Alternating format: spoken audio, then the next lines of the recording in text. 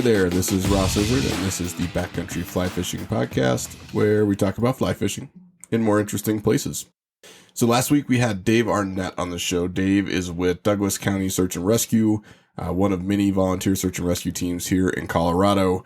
Wherever you live, you have these teams near you, and they are the guys who are responsible for extricating you from bad situations and saving your butt if you get in trouble. So Dave taught me a lot about ways to not get in trouble, what to do and not do if you do get in trouble. And really, I kind of came away feeling better than ever about the fact that I've got these people out there who, God forbid, should anything ever happen to me, there are these highly trained teams of people who are out there really kind of out of the goodness of their hearts and ready to haul my bald butt off the side of a mountain or out of a stream or wherever it happened to be. So hope you enjoyed that. Hope you learned something. And most importantly, hope that you are interested enough in what search and rescue does for backcountry folks and backcountry anglers in particular to get out there and support them. Maybe that's with time, talent, or treasure. You could volunteer. You could help them out with something. You could join a team. You could find a way to donate to them, since most of them are nonprofits and volunteer. But there are a lot of opportunities to help, and I hope you'll think about doing that, because these guys and gals are the ones who are keeping you safe when you're out there playing around in the backcountry, as we love to do. All right, this is our last episode of the first season. We have learned a lot this season, everything from audio issues to editing issues to what folks like and don't like, and a whole bunch of other stuff. It's been an incredible learning experience for me. Thank you for bearing with me as I figure this stuff out. And I am pleased to say that I think that we've kind of settled into a groove at this point. Doesn't mean it'll be perfect. I still don't know what the hell I'm doing most of the time, but it should be better. Sound quality should be better. The episode should be better. And I'm starting to get a sense for what's most useful in what order. So we're kind of getting there, which is good. So thanks for joining me on this experiment, and I hope that you've had some fun and picked up some useful information along the way. As I mentioned, I have got to go out of town here for a couple weeks. I have a family trip overseas, and I will not be back until kind of the last week of October, which means that you're going to have to do without my sweet and beautiful voice in your ears for a couple of weeks. I know this is heartbreaking news. You're probably going to really struggle with this random bald man on your podcast not being able to talk to you for a couple of weeks, but I suspect you will survive. And then I'll be back with season 2. So I've got season 2 all lined up here. We have a lot of really interesting things to cover that are focused heavily on fishing, particularly, and also kind of tougher fishing in the winter months. And I think it's going to be a lot of fun. So I am looking forward to seeing you for that. In the meantime, though, I promised you one last episode about fly fishing the backcountry in October. You may recall that I originally intended to do an episode just about fly fishing the backcountry in the fall. Turns out that doesn't make a lot of sense, like many of my ideas, because the fall is kind of not a single time frame. I mean, it's a collection of different months and weeks that may be radically different from one another, and there's not really a set of useful information that I can give you for the fall. I got to break it up by months. So we did fly fishing the backcountry in September. That was a popular episode. I've heard from a few folks that that was really helpful to you, which I am thrilled about. Now I'm going to do the same thing for you for October before I head out of town. So you've got some tips to hopefully help you get out there and enjoy some time on the water in what will likely be the last good backcountry fly fishing month of the year. All right. So with that, let's go ahead and hop in. Let's start with this. October is a time of transition. It's not my favorite month of the year. I'm going to level with you. When it comes to fly fishing, October is not my favorite because it comes with this impending sense of dread that we are about to enter what I call tailwater hell. And those are the months where everything is so cold that the freestone rivers, those that are not controlled by dams, are basically frozen or so cold that they're not worth fishing or inaccessible because of snow or conditions, and you can't fish them anymore. And really the only things that are still around to fish, and I do fish all year round, even in the dead of winter, are tailwaters pretty close to a bottom release dam. The reason for that, and we'll get more into this later on, but bottom release dams obviously let water out from the bottom of a reservoir, and that water, because of the way that physics works, is 39 degrees. The heaviest water at the bottom of a lake is 39 degrees because water is densest for reasons that I can't explain to you. I don't know. Call your local professor. But it is densest at 39 degrees, which means that water coming out the bottom of a reservoir is about 39, maybe a little warmer depending on where you're talking about. And that means that because 39 is above 32, the water won't freeze. So a lot of tailwaters are still open in the wintertime. They're cold, but they're still open. The fish are still in there, and you can still fish them.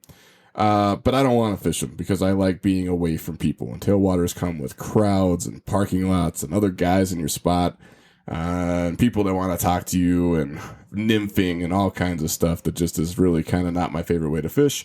I'll do it when I have to because the alternative is, insanity or finding out how many flips I can do off the closest skyscraper.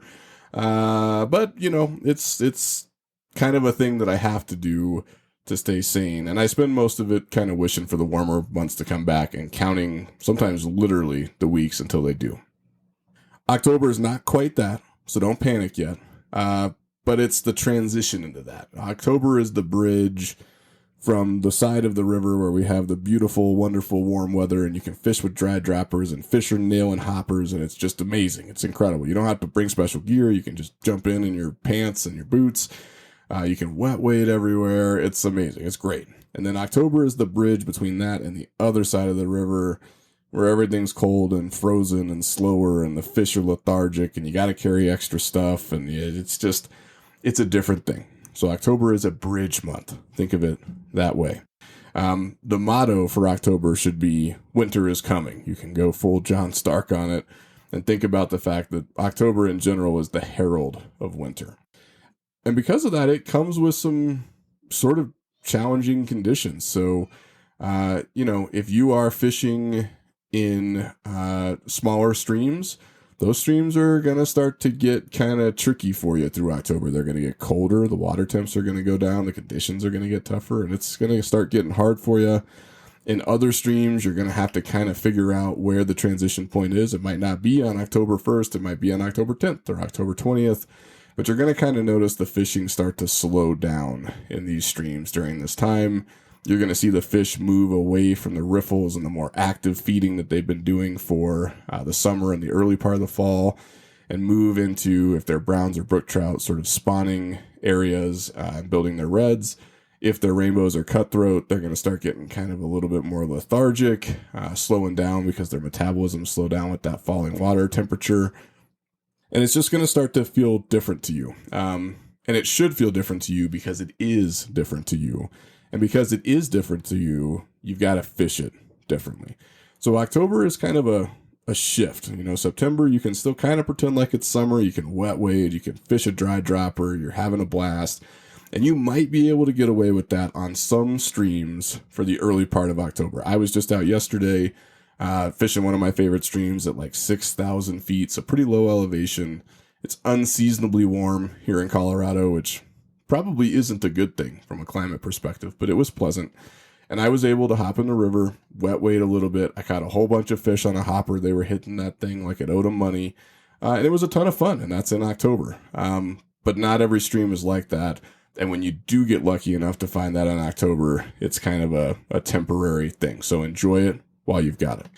We are going to talk about October as if you are past that initial part, right? So I'm going to say that up front. You're going to have the first week, if maybe a week and a half, maybe 2 weeks if you're incredibly lucky, where the fishing is still pretty good. You can still throw dry flies. You might still get some fish coming up for it. You can still kind of be out there doing your thing the way that you would have in September or August. But then you're invariably going to notice it start to slow down. And we're going to focus today's conversation on what happens when it starts to slow down. Where do you go? How do you fish? What kind of gear do you need? I really want to drill in on that because you already know how to fish in the warmer water. You know how to fish in September, warmer weather, I should say. You know how to fish in September. What you might not know is how to start fishing in that kind of deeper fall when the conditions are different. So that is what we're going to talk about today. One other caveat before we jump in properly. This varies a lot by stream. There is a huge difference between rivers in October. Some are going to fish like the one I mentioned where they're just hammering hoppers and you're like, man, this is still great. It's October 7th and it's still awesome. Others are not going to be like that at all. And those fish are going to be sitting there like a bunch of lazy couch potatoes, and all they want to eat is a damn size 22 black midge. And so there's wide variation among streams. The higher up in elevation you go, the faster this transition happens. So imagine, fishing lower elevations is like slowly walking across this peaceful bridge into deep fall and winter. Fishing at the higher elevations, it comes on real early. So, even though it might still feel like you've got some good conditions, middle of October or early October in the lower streams, you start getting to those higher streams, and it's going to feel way different. It just, they're starting to get tough for you. And it goes without saying that you shouldn't be going too high here, because snow is a possibility in September. It's virtually a certainty at high elevations in October.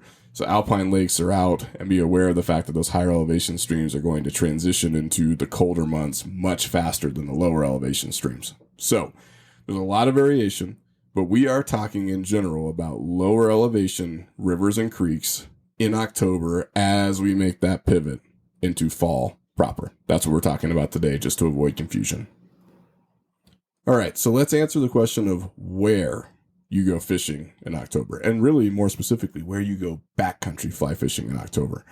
And here comes the cold water. You have somewhat limited options. A lot of the streams that you fished in September are still open. So this is a good time that if you had a remaining list from the summer and the early fall that you wanted to get to, and you just didn't make it for whatever reason, this is a good time for you to get out there and start crossing those streams off your list. So, I'll very often go hike into a canyon 1 or 2 miles in, again, lower elevation. So we're talking 6, 7, 8, maybe up to 9,000 feet. You can still get some pretty good fishing in. There's no snow on the ground. The weather's pleasant, so you're not super hot, and you can go and hike into this stuff and get some good backcountry time. But eventually you're going to start noticing that those freestone rivers, and almost all of the backcountry work that we do is going to be on freestone rivers.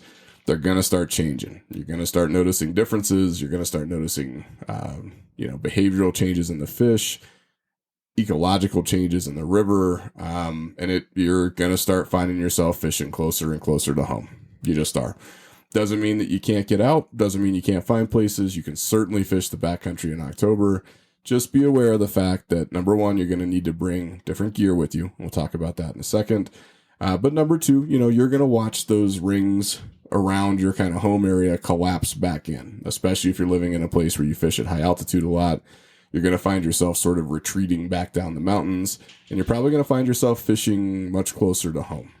That's what I do. It's the way it is. I do my best to still find places where I can find some solitude, and you'd be surprised if you're willing to go at different times, and if you're willing to be just a little creative about the streams that you find. Go to a smaller named stream, find one that doesn't have great access, find one that requires a little hike. There's quite a few of those near you, and they may not be hardcore backcountry fishing. We're probably talking like level 2 fishing, going back to our difficulty scale. But that's okay. They're still there and they're still fun to fish. Just understand that you're not going to probably be doing really hardcore, really long hike-in backcountry stuff in October. Partially because it's not going to be very fun, and partially because it could be dangerous. This is starting to get into the season, particularly in western states, where if you miscalculate and the forecast is wrong and you don't have the stuff you need, you could not have a good time, and you could have some pretty scary stuff happen to you. So start thinking about how you come back down to your home area, how you find areas and times that you can fish those places and still get some solitude and sort of pretend that you're in the backcountry. But understand that your circle is going to get a lot smaller in October, and you just need to go ahead and make your peace with it. Still fly fishing, dude. You're still going to have fun. It's never a bad day when you go fishing. Just understand that fishing in October is going to look different than fishing in August or July or September. It just is. The good news is some of the crowds are starting to thin out. People are moving on. They're stopping fly fishing for the year. So there won't be as many people on the water, but there are still people on the water, and you're probably going to see a couple of them. You just need to make your peace with it. Don't worry. The better stuff's going to come back around, and you can get back into the far out bush later on. But for right now, it is what it is. Get out there and fish. Be happy for what you've got. Wherever you fish, when you get there, you're going to have some different water conditions in front of you. So we talked in the September episode about the fact that the water is going to be very low and very clear. Reason for that is that there's just not a lot of water coming into the system. So not a lot of snow melt still going on. Rainstorms are starting to die out. Just not a lot of water coming into those freestones. And it's super clear because with not a lot of water coming in, it's not washing a ton of sediment and debris and dirt into the stream. So you get low, clear water. That's still going to be true in October on most freestones. It's going to be probably about the same level, maybe even a little lower than it was in September. It's still going to be super duper clear, barring some kind of strange weather event. But it's going to be low and it's going to be clear. And that's going to look a lot like it did in September, except for one really important difference. And that important difference is the water temperatures. So in September, you can get away with fly fishing the way you would normally fly fish, with dry flies and dry droppers and all the fun stuff that we like to do, stuff that involves actual fly casting. And the reason you can do that is because the water is still warm enough to support the trout's metabolism. Trout have metabolisms that are highly dependent on water temperature. The warmer it gets up to a certain point, right around that 68, 70 degree mark, the faster their metabolism works, the hungrier they are, the more active they are, the more they want to eat. And then the colder it gets, the slower they get. They start to slow down. They start to get kind of lazy. They don't need to eat as much. Their job now is to not move around, so they don't need the same number of calories. And you start to notice some pretty significant differences in trout behavior. But you also start noticing differences in bug behavior. So as water gets colder, you're going to see a general decrease in insect activity. It doesn't mean they're not still there. You're still going to have bugs popping off. You might have some trichos. You're definitely going to see midge hatches. There might be a couple of residual hoppers still sitting on the bank early in October. But the bug activity is going to start to die down a little bit. And you're going to get to a place where there aren't a ton of surface hatches going on as that water temperature starts to plummet. So I think I mentioned before or in a previous episode that water temperatures that are above 50 tend to be the best for dry fly fishing. Once you start getting below that, and you are going to start getting below that pretty quickly in October, so 45, 42, 40, that starts to drop off pretty quickly. And at that point, the bugs are still in the river. A lot of these insects have, year-long or even 2-year-long life cycles where they're living at the bottom of the stream as nymphs, as larvae, for long periods of time. Stoneflies in particular could be down there for 2 years before they finally turn into a real bug. So they're still down there and they're still doing their thing, but they're all subsurface. So that means they're not popping off on the surface the way that a dry fly would, the way a mayfly would, or anything else. They're just sitting down on the bottom, usually on the substrate, and that's where the trout are eating because they have to. That's where the food is. And that means a couple of things for you. It means that you're probably not going to want to be fishing dry flies the way that you were before. It pains me to say that because I love dry fly fishing and I love dry dropper fishing, but you're going to find that tactic just starts getting less and less effective in October. The fish they're not there. They have moved off into different types of water. They used to sit kind of in the faster stuff and the riffles and the pockets and everywhere else. And you may still find a couple of fish there. I mean, I'm not going to say that you can't catch fish there in October depending on the conditions, but you're going to start seeing fish migrate to their winter lies, the places where they plan to overwinter, the places where they plan to spend those really cold months. And those places tend to be deeper and slower. They just do. So you're talking like the back of a tail out, and pretty deep, where they're still getting enough current to wash food over them and bring oxygenated water to them, but they're not having to work very hard. Or it might be a pool, like in the bend on the riverbank or behind a rock or somewhere where there's a nice, calm section of river where they can sit, expend very little energy because they just don't have the energy to expend in the wintertime. There's not a lot of food. Their metabolisms are shut down. They don't want to move a lot. They're going to try to find those deeper, slower spots. And that means that you're going to have to fish those spots. And those spots are usually not super conducive to a dry dropper rig. In part because the fish probably aren't going to come up for the dry fly. And in part because your dropper, even if it's got a bead head on it, even if you've got a tungsten on there, it's probably a foot long, maybe it's a foot and a half, maybe it's 2 feet if you're being crazy. but it's going to hang, a foot or a foot and a half below the surface of the water. Those fish, if they're sitting on the bottom, kind of being lazy, are going to look up at that thing and go, I don't know if I really want to go all the way up there. And they're probably not going to go all the way up there, which is why dry droppers are so much less effective in colder water than they are in those warmer streams during the warmer months. So naturally, this does two things, and we'll talk about each one in turn. The first one is it changes how you fish, and the second one is it changes the gear that you need. So let's go with how you fish. I touched on this a little bit already, but the fish are not going to be where they were in the warmer months. So you can kind of stop flinging hoppers at those riffles. It's time to start looking for deeper, slower pools, tail outs, glides, places where fish can relax. Look at the water and think to yourself, if I were a fish and I was super cold and tired and haven't eaten a lot recently, where would I sit to expend the least amount of energy? Basically, 100% of the time, that's going to be close to the bottom because the current at the bottom is much, much slower than it is elsewhere in the water column. But it's probably also going to be in these sort of noticeable, slow sections that you can see. So start looking for those. You've got to retrain your brain. It's hard. Every year I hit October and I spend the first 2 weeks like a robot. I just can't stop fishing the way that I fish the rest of the time because that's what I want. But slowly but surely, my catch rate starts to go down, the fishing starts to slow down, and I am forced to make peace with the fact that they're just not there anymore, and I'm being stupid and doing it wrong. So find those deeper, slower sections, and then, unfortunately, and I want you to know it hurts me to say this to you, you're going to have to probably start nymphing in October. You can nymph however you want, and I'm going to say this up front. I do not want to get into a slap fest about tightline nymphing, Euro nymphing, indicator nymphing, and the rest of it. I have done all of them. I think they can all work. Euro nymphing annoys me. I don't like the setup that it takes for the leaders. I think the casting feels just terrible. And I just don't really enjoy doing it. I have done it. I have rods that can do it. I've caught fish doing it. I'm very aware of the fact that it's extremely effective and used in competition. So no hate on Euro nymphing. It definitely works. That's not my thing, and it's not what I'm going to talk about today. I'm going to talk about indicator nymphing, the kind of old school Western way of nymphing with a bobber that we don't call a bobber because we're fancy fly fishermen. We call a strike indicator. All right.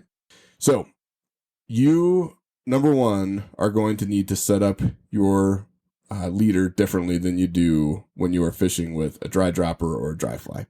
You can use the same leader, so I still recommend a 9-foot 4X extruded tapered leader. You still run that down to a 2mm tippet ring. You tie it on there with a single uni knot. Then you tie on a piece of 5X tippet, usually with a Davy knot. We'll do a whole thing on knots at some point, so feel free to look it up if you want, but I use a Davy knot there. And then I'm going to run that down to a few different things on my line. The first thing is going to be an attractor nymph. This is probably a bigger pattern, something designed to catch the fish's eye. I kind of call it like the steak dinner. This is the thing that I want them to see and go, oh, I might move for that one. And usually for me, it is a Pat's Rubber Legs, which is a fairly large, let's call it like a 10, 12, 14 stonefly imitation, or it is a woolly bugger, a black woolly bugger, that in this case I'm fishing as a nymph. In both of those cases, the fly serves two purposes. The first one is to get the fish's attention, as I said. The second one is to sink the rig, because remember, those fish are now hugging the bottom, and you got to get those flies down to the strike zone where it's, maybe a couple of inches off the bottom and right in their face before they'll eat it. I like using these bigger patterns because those bigger hooks allow me to tie on lead wire wrap. So I actually have lead wire wrapped around those flies on the inside of the body. Sometimes they also have a bead head. It depends on what I'm doing. But they're pretty heavy and they sink pretty quickly. And that's on purpose because I want them down at the bottom. And even more importantly, I want them to drag down the rest of the rig as quickly as possible because the faster you can get to depth, the more fish you're going to catch. So I have one of these big attractor patterns on there. I'm going to run another segment of 5X off of that, probably 10 inches or so, maybe 8 foot, down to another fly that'll be a little bit more of a natural fly. that'll be a little bit more of a natural imitation. So this might be a beadhead hare's ear. It might be a beadhead prince nymph. It might be a caddis larva. In fact, it very often is a beadhead caddis larva, since caddis larvae are down there and available to the fish pretty much all year round. But whatever it is, it's going to have a beadhead because, again, I want that extra weight. I want this thing to get down there in that strike zone as quickly as possible. And very often this one will get eaten. They'll come up and they will look at the attractor fly. They might eat it. I catch a lot of fish on that fly, but very often if you watch them, they'll skip that fly. It'll kind of draw them in and they'll go, I don't know, looks suspicious. And then they'll say, but that looks pretty good. And they'll see that other fly coming along behind it as a trailer, and they'll hop on that thing, like an In-N-Out burger when you've been out drinking too much, and smash that thing big time. So that is my second fly. And then very often, now I don't do this all the time, because fishing with 3 flies, even though it can be extremely effective and it does catch you more fish, it leads to more tangles. It just does. There's no way around it. If you have 3 flies on your line, especially when you've got some weight on those flies, if your casting technique is not flawless, you're probably going to get some tangles in your line. So before you tie on a 3rd fly, before you follow this next step, just make peace with it, because it's going to happen to you. But I will very often run an extra piece of tippet. This one is usually 6X because the fly at the end of it is tiny, tiny. And then I will tie on, and I hate saying these words more than anything else in the world because I hate these bugs, but I will tie on a small, and I mean really small, we're talking like 22 or 24 or maybe even a 26 black midge pattern. This pattern is unweighted, whether it's a zebra midge or it might be a WD-40 or it might be a top secret midge. There are a few different ways that you could approach this. It does not have a beadhead. It does not have weight of any kind on it aside from maybe some extra small wire wraps for the ribbing. But it is down there as my obligatory midge pattern, because once the winter starts setting in and once that water starts getting cold, midges get really important. And man, I wish that wasn't true. I wish that they'd carry on eating the other stuff. And like I said, the other stuff is down there. There are stonefly larvae down there. There are caddis larvae down there. There are mayfly and baetis larvae. They're still there, but midges get really, really important in the wintertime. And midges, when you've seen one, they're tiny. They're little bitty insects, which means you got to fish little bitty flies, especially here in Colorado. It's all about tiny midges, about as small as you could possibly tie them before it gets ridiculous. I run my 6X tippet down through the eye of that teeny tiny thing, which is no small ordeal, let me tell you. And then I run that as my final trailer. So I've got the Pat's rubber legs or the heavily weighted woolly bugger. I've got a beadhead nymph of some kind about 12 inches behind that on 5X. And then about 10 inches or 12 inches behind that, I have this 3rd fly, which is an unweighted midge pattern of some kind. That is my basic setup for winter fishing, cold weather fishing, deep fall fishing, call it whatever you want. But when I have to nymph, that is probably what my line looks like. Now, there are a couple more things on here that you need to pay attention to. The first one is split shot.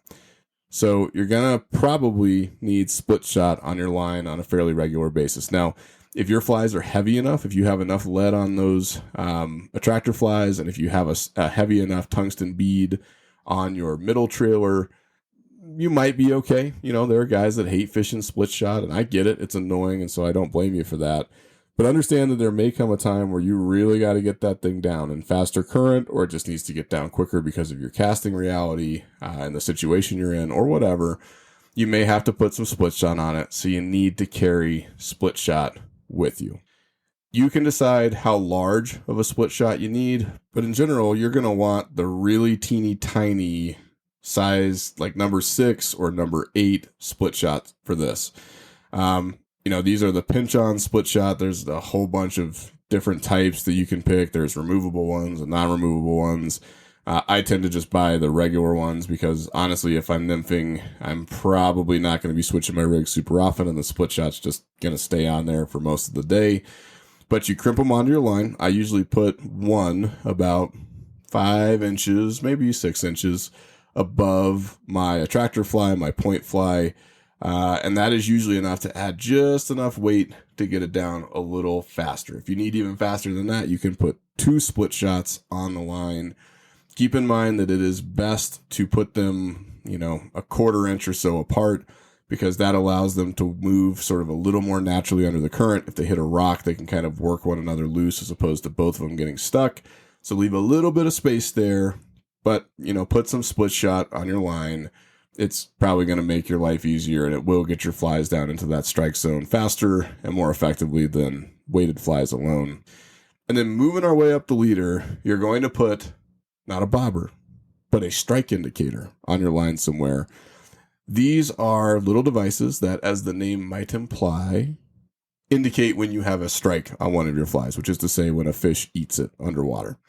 There are a whole bunch of different kinds of these. There's the thingamabobber, there is the airlock, there's the Oros, there's a whole bunch of like Dorsey yarn indicators and other stuff. You can decide which one you want to use. I've tried all of them. I think there's probably an application for almost all of them. But my general philosophy is that they need to be small enough and light enough that they're not causing a massive slapping disturbance on the water when they land. And they need to be buoyant enough that they don't sink under the weight of those pretty heavy flies underneath them. And by adjustable, I mean they need to be able to slide somewhat freely up and down your leader. You need to be able to move that thing, because where you put the indicator determines how deeply your flies are going to ride, right? That is basically the most important lever that you have when it comes to deciding the depth of the flies. The weight helps get them down to that depth, but the indicator, which is kind of, I heard the trout bitten guys mention this as a suspender at some point, and I think that's a good way to think about it. It is suspending the nymphs at a certain level. And so that is really the weight is to get you down. The bobber, the strike indicator, is how you determine and how you control how far down you want those flies to be. You got to be able to move it. So if you can't move your strike indicator, it's probably not going to work very well for you. I personally use the small size airlocks. I like them in white. I don't know if it really matters. I am not convinced that it's a good idea to be throwing like neon green or neon orange or neon pink things into the water. There's nothing in nature that's that color. I don't know if it messes up the fishing. I've never tracked the data to figure that out.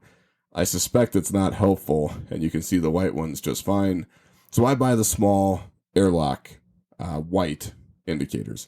They work great. They have a little slot where you put the leader, a little cap that tightens down over a gasket so it doesn't damage the line. You put it on, it stays put. If you ever want to move it, you just loosen that cap a little bit. You can slide it up and down the leader and adjust your depth, and you're good to go. So those are the ones that I use. Now, at this point, you have a strike indicator, probably some split shot, a heavily weighted fly, a beadhead fly, and a third fly all on your line. These are heavy items, which means that you are now casting a heavy rig. That is very different from the almost weightless rigs that you have been casting in the warmer months. It's a totally different thing. You're probably not going to be doing regular fly casting with this thing. You're probably going to be doing a lot of roll casting. You're probably going to do water loading, which is where you let it float down past you, let the water straighten your line out so it's putting some load on your rod, and then flipping it using the load of the water back upstream to get your next drift. But either way, it's going to be heavy, and that means you probably can't use the same rod that you used to use. I have mentioned before that I am primarily a smaller rod guy. I really prefer 3 and 4 weight rods. I actually think that 4 weight is kind of the sweet spot for most fishing, but I love 3 weights too, and those are what I carry in the summertime, with the exception of my high alpine lake rod, which is a 6 weight, because I'm casting into really stiff wind and need that extra backbone when I'm up there and the wind is howling. I fish a 3 weight or a 4 weight, and they're great. My go-to rod is the Sage Dart. It's a 7'6". I have it in a 3 weight, and I have it in a 4 weight. Amazing tool. It's in my hand probably 80% of the time during the warmer months and the primetime months of fishing. But when the winter rolls around, it's a terrible nymphing rod. Great at throwing dry flies and dry droppers. It is terrible at throwing nymph rigs, and it's not the right rod to have. That's true of most rods. You can get a specialized Euro nymphing rod that's like a 2 or a 3 weight. That's okay. But your average 3 weight, your average 4 weight, probably going to be a little undergunned for the weight of stuff that you're flinging around out there, which means that now it's time to start carrying a heavier rod. So a 5 weight, a 6 weight even are probably appropriate rods that have the backbone to get these flies where you need them to go, especially if there's just a little bit of wind. Those are going to help you out a ton. You can decide which rods you want. My go-to winter rod is a 9-foot 5-inch. I know that's weird, but this is one of those specialty Orvis Helios blackout rods that they made a few years ago that eventually became the new Helios 4 or whatever we're supposed to call them. But it's 9 feet 5 inches, which gives me a little bit of extra reach. It helps me keep just a little bit more line off the water, which helps with mending and everything else. And that's my go-to winter rod. I will occasionally use a 6 weight out there. Just depends on what I'm looking to do. If I do that, it is usually a 9-foot 6 weight Helios D. Also, great choice. But remember, the fish haven't gotten any bigger, but those little rods are just really not meant for slinging meat all over the rivers and putting that kind of weight into the water. So you're going to need to upsize your rod a little bit. Might as well get used to that now. And then once you're in the water, you've got a couple things to think about. We could do a whole episode on this. We probably will do a whole episode on indicator nymphing, but here is the gist of it. The 2 main things that you should think about. Number 1, you should be setting the hook every single time the indicator does anything other than float peacefully down the river. So if it starts going faster than the water, like faster than the bubble line you have it in, set the hook. If it goes slower, set the hook. If it pauses for half a second, set the hook. If it goes under for half a second, set the hook. If it wiggles a little bit, set the hook. If it flips over, set the hook. You should be setting the hook so much that it starts to drive you insane. I was bad at this for a lot of years. I didn't do this, and it would wiggle or move or sink or whatever. I'd go, it ticked bottom. It caught a rock down there. It ticked on a log or a branch, and it wasn't a fish, and I just let it go. And in retrospect, I probably missed, no joke, hundreds of fish doing that. You gotta set the hook. Even those little minuscule movements that you think are definitely not a fish, you just clip the bottom somewhere and that's all it was, it's probably a fish. And you should assume that it's a fish every single time.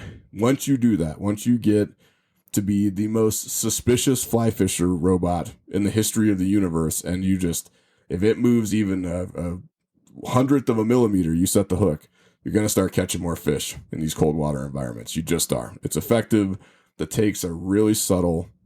These fish have to eat it, and then they have to move this big, heavy line. So imagine they eat the midge at the very end, the bottom trailer. They got to move the fly above that and the big, heavy fly above that and the split shot enough to make the indicator move. And by the time all that force transmits up or translates up your tippet to the indicator and up your leader to the indicator, it's probably not going to be a very big movement. So unless that fish just hammered the thing or you caught, a Godzilla fish, they're going to be subtle all the time. I'm convinced that we don't even see probably half of the strikes that happen because they just don't translate to the indicator. But the ones that do, you got to set the hook immediately all the time. Don't forget. Just do that. The hook set can become your back cast for the next one, whatever you want to do, but set the hook or you're going to miss a ton of fish. Seriously, I promise. Second thing is, now you're going to have to start mending. So we talked in the September episode about the fact that you could just wade closer. You could throw it out there, keep your fly line pretty much off the water with the fixed length of fly line. So you're making these short, 20 feet or less casts. And you didn't really have to worry about mending, and that's a good thing because mending is complicated. Now, you're probably going to have to start dealing with your line. And really, it's going to be kind of 2 scenarios. You should still be fishing upstream. That should always happen. If you are fishing close to straight upstream, you're going to get your bobber rig up there. It's going to start floating back towards you, and you are going to have to retrieve the extra line as it floats back towards you. All that slack that builds up as the rig comes back down the river to you, you're going to have to deal with that either by lifting the rod tip or by pulling in the line with your hand. You're going to have to hand manage that line and start stripping it in. If you let it all just lay on the water, you're going to get a bunch of drag. You're probably not going to catch a bunch of fish. And sooner or later, you're going to get tangled and it's going to be horrible. So you're going to have to manage your line either by pulling it in as it floats down to you, or if you are casting more across the river, more of a lateral cast where it's like quartering upstream, let's say. Well, now you're going to have to mend, and you're going to have to mend pretty often because you're probably going to have fly line on the water. You can tight line to the indicator. I do tight line to the indicator sometimes, so I don't want to give the impression that you can't do that. You can. And you should, at any chance that you get. If you can't, if you can avoid putting fly line on the water at all, that's pretty much always better. So if you can do that, do it. But pretty often you're going to wind up casting in scenarios where you're going to have at least some fly line on the water. It might be across mixed currents. So like your fly line could be sitting in a tail out of some kind or in a faster section when you're really trying to fish the slower section or the pool beyond that. You're going to have to mend. And if you don't mend, you're going to get a big bow in your fly line. It's going to push the fly line downriver. That's going to create drag in the indicator. That's going to create drag with the flies. And these fish they're tired, they're lazy, they're picky. They're not going to move for unnatural looking flies that are dragging in the water like weirdos. So you're probably going to have to mend a little bit. When you mend, it's going to be so situational that it's honestly hard for me to even talk about it in this format. But basically, you need to watch what your line is doing, and then you need to counteract that based on where the indicator is. And remember, you're fishing the indicator here. The flies are in there. It's good for you to know where they are. It's good for you to have that awareness. But the indicator is what you're fishing. You're putting it out there. That's where you're controlling. That's the thing that's talking to you. It's where you're getting all the signals for fishing. It's coming from the indicator. Your job is to keep your line mended in such a way that it is not pulling unnaturally on the indicator. Most often that is going to involve throwing upstream loops into your line so that it doesn't get pushed downstream too far and start dragging.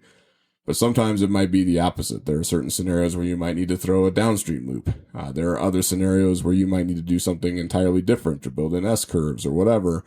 That is a whole different topic, and we will talk about mending at some point, probably with somebody who's better at it than me. But keep in mind that you're going to have to start mending. So if you have not been working on that aspect of your game, it's probably a good time to start doing it because you are likely to need that tool in your toolbox for October.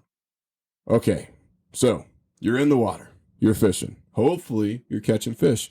Keep in mind your catch rates, it's going to go down. You're not going to catch as many fish most days in the deep fall and the winter or in October even than you do in the warmer months. You're just not. So make peace with it. You can still have great days. You can catch some awesome fish, big fish. You can still catch numbers.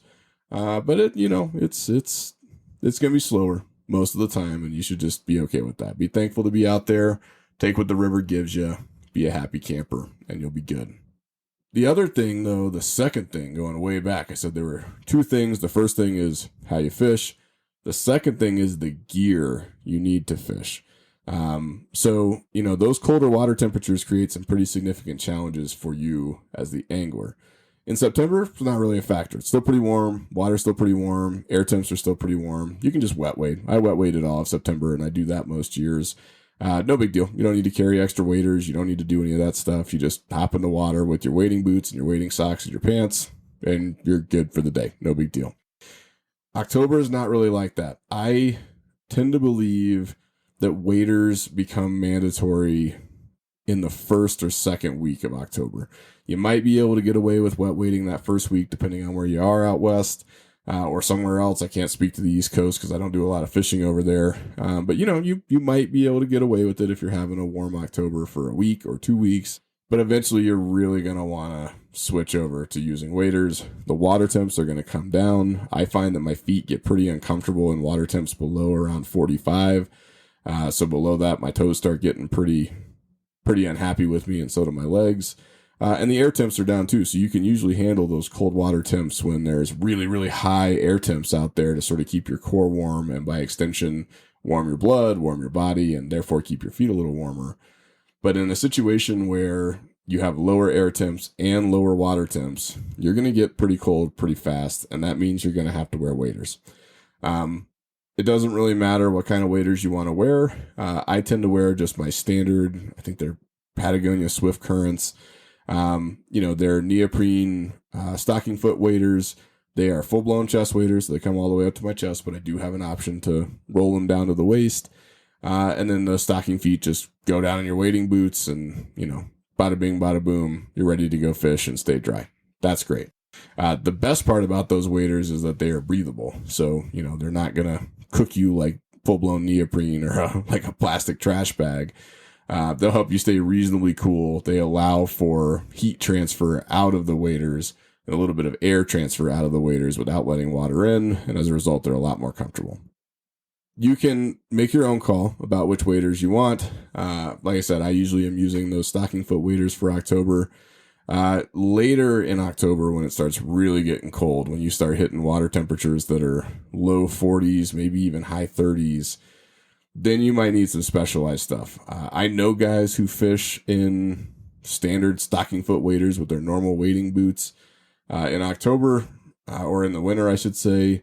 And I don't know, they're just a lot tougher than I am. I can't do that. My feet get so cold in those rivers in the colder weather. Once the water temps drop, it's just miserable. It ruins my day. It makes me worse at wading. My feet go numb. They hurt.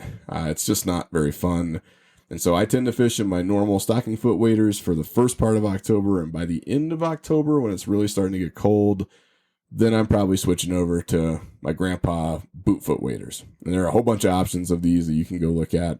But they come with an integrated rubberized boot built right into the wader pants. Those boots, if you get good ones, are pretty heavily insulated. So they're keeping a lot of that body temperature in from your legs and your feet.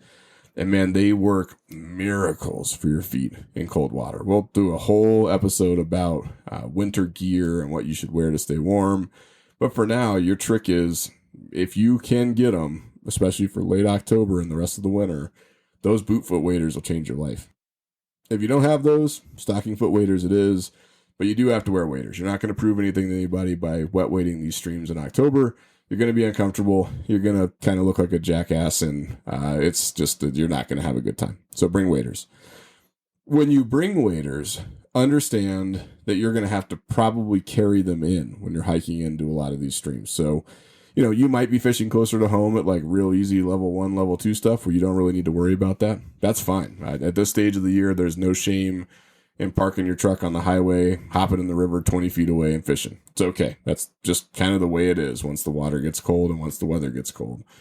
But if you're still going out and hitting some backcountry stuff, and you do still have some time to get out and hit backcountry stuff, like I said, you're going to have to carry your waders. And you're going to have to figure out how you want to carry your waders.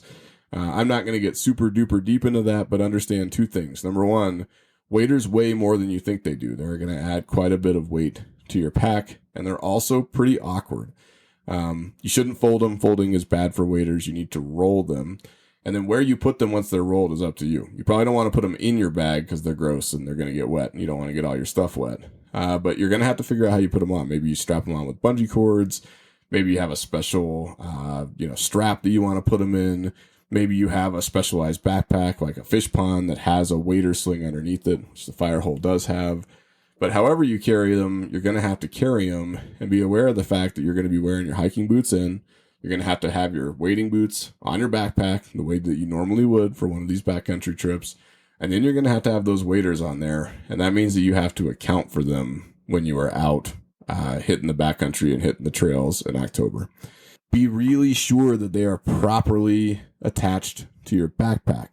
I'm going to tell you a quick story. There is a canyon here in Colorado that I love, and I won't name it, but it's not crazy far from the city, but it's very remote. It's about a 6-mile hike into the section that I like to fish, and 6 miles out, so it's a long day, 12 miles. Some of it's pretty steep. The hike out at the end of the day is awful. Man, hiking out of a canyon when you're tired is tough. It is a serious test of mental fortitude. But I went in there late fall last year, hiked my waders in. I got in there. I took off my hiking boots. I put on my waders. I put on my wading boots. I tied the hiking boots to my bag. I fished all day. I had a wonderful time catching fish. And then it was time to go. So I took it all off. I put my hiking boots back on. I put the waders on my pack. I thought they were secure and started hiking out. About 2 miles into this 6-mile hike out. And keep in mind, this is the way out of a canyon. So I'm going uphill and it's pretty steep and I'm 2 miles into it. I look back and realize that my waders are no longer on my pack. Now, these are expensive waders, right? I paid a good chunk of coin for these things. And I still seriously considered just leaving them wherever they happen to fall on the trail. I was like, I am not going back in there, and I definitely don't want to do this whole 2-mile section of this hike again. I'm just going to leave them, but I couldn't do it. I had to go back, and so I tromped my butt 2 miles all the way back in the canyon. They had fallen off like right at the beginning of the trail, so I had to go all the way back in, picked them up, strapped them back to myself, and then had to hike that same 2 miles for the second time now on the way out. So keep in mind, this is a 12-mile hike total, and I just added 4 miles, 2 miles back and 2 miles back to where I started onto that. So now I'm talking about a 16-mile hike. That's a lot of hiking with a lot of weight on me. And I was not terribly happy about it. There was a lot of cussing done that day. I learned the lesson. I'll never have to learn it again. But it was not the best. So make sure those waders are properly secured to you. Also make sure that you are dressed appropriately. Okay, don't go out there in a t-shirt or a sun shirt. At a minimum, you're going to need a good fleece. You're going to need a rain jacket in case you start getting wet. You might want to layer the two of them, but you're going to want something over your upper body to keep you a little bit warmer, especially as those air temps start coming down. We will talk, as I said, about winter gear in one of these episodes in season 2. But for now, just be aware of the fact that you can't get away with just going out there in a sun shirt with a rain jacket in your backpack. Now you're going to need to go out with a fleece, with a hoodie, maybe with both, plus the rain jacket, a warm hat for your head, and probably some fingerless gloves in case you start getting cold, and some hand warmers, as well as one other thing that I'll give you as a tip, a hand towel. You're really going to want a towel with you because if your hands get wet and it's really that cold and the water's really that cold, they're going to get real painful real quick. And if you can dry them off with a hand towel super fast after releasing a fish, or if you slip and your hand gets in the water, whatever happens, it's going to make your life better. So you got to bring warmer gear with you. When you get to the river, you're probably going to be nymphing. And that's just going to be the way that it is in October in this transitionary time period. If you find rising fish, if you have an indication that you can still go back to fish and dries or dry droppers, by all means do it, man. You know I would. No hesitation. But just be aware of the fact that your game's going to have to start changing in October. And by the time you hit November, you're going to be in it. You are winter nymphing tailwater hell until probably sometime in March. So enjoy it while you can, for sure. Last note about October, and I hit this pretty hard in September, so I don't want to beat the dead horse too vociferously here. But remember that brown trout and brook trout spawn in the fall. And the most common month that you're going to start seeing them spawn is October, and particularly late October. Those same reds that I mentioned last time, these are little spots on the stream floor that look like they have been cleaned off by an incredibly powerful vacuum cleaner. Those are reds. Those kind of white clean spots on the bottom of the stream are fish nests. They're called reds. They are covered in hundreds of eggs that will become the trout that you want to catch next season and the season after that and the season after that. And you really don't want to step on them. You don't want to mess with the spawning fish. You don't want to step on the reds. You just want to leave those fish alone. And in fact, I would argue that in October, and particularly after the first week or two of October, you really should not be targeting brookies and browns in most streams because they're going to be starting to spawn. Even if they haven't fully started, they're going to be starting to do the dance and get ready for it. It's better to leave them alone. So head to streams that include rainbows or include cutthroat. It's probably going to be rainbows in most cases because the cutthroat tend to live pretty high in elevation where the water is going to get cold and lock you out earlier. But go somewhere else where there are different species of fish that you can target, and then fish for those fish. Don't fish for the brookies. Don't fish for the brownies. Just go fish for the bows, and hopefully you'll still pick up some fish doing their thing there because the rainbows tend to be pretty active in the colder water while the others are not. Keep in mind that if you see spawning fish, it's okay, work around them, but in some cases, if the whole river is full of reds and they're just obviously in the heat of spawn, it might be best to just not do it, to be honest with you. Don't tempt yourself.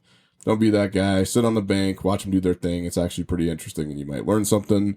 Go somewhere different, do a little bit more research, find a stream with different species in it, but leave those spawning fish alone. You're going to want to catch them later. I want to catch them later, and it's just better if you don't mess with them. Okay, so be nice to the brookies and the browns while they're doing their thing, and we're all going to be okay. There's your PSA and your mandatory horse beating for today. And I think that about does it. There's a lot more that we could cover here. We can get real deep with some of this winter fishing stuff, and we will get real deep with the winter fishing stuff here in season 2. But October is there. It's waiting for you. It's October 7th. You've got several more weeks of probably pretty decent fishing. You've got a few more chances to get out and knock a couple of those extra locations and backcountry spots off your list. And you should go do that, man. Stay busy in October because pretty soon it's all going to be gone. Winter is coming, and we are going to be stuck in tailwater hell, praying and hoping and wishing for warm weather to roll back around so we can get back out into the bush and doing the things that we do. So enjoy it while it's here. Enjoy it while it lasts. Have fun. Stay warm. Be safe. Catch a bunch of fish. I'm going to go away for a little bit, and then I'll be back, and we'll talk more when I get back. Till next time, this is Ross.